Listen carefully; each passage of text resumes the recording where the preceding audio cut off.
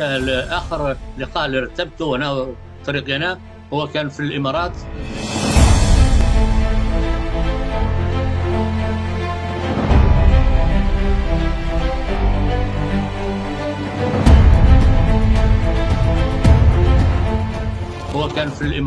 بين شخصية يهودية معلقة مع الدولة إسرائيل وشخصية ليبية دبلوماسية.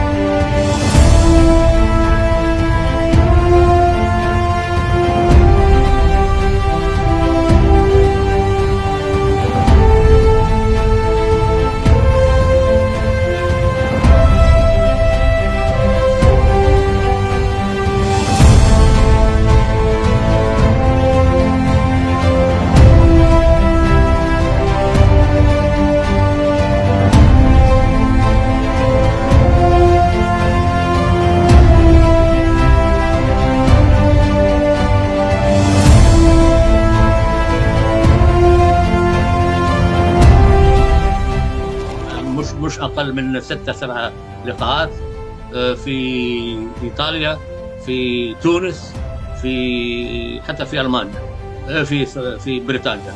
وأنا عن فخور بهذا لأن بيتي في لندن مثل السفارة الليبية. مفيش أي شخص ليبي ما تحداش من لندن ما يجيش ويجلس معايا وناكل.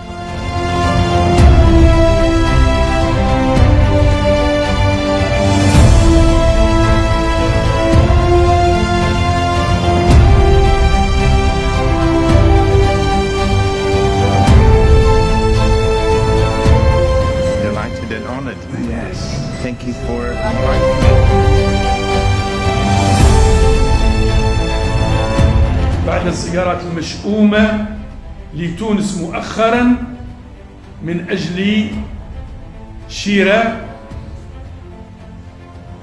التطبيع لتونس، وقد يكون قريبا جدا، وأعني ماذا أقول.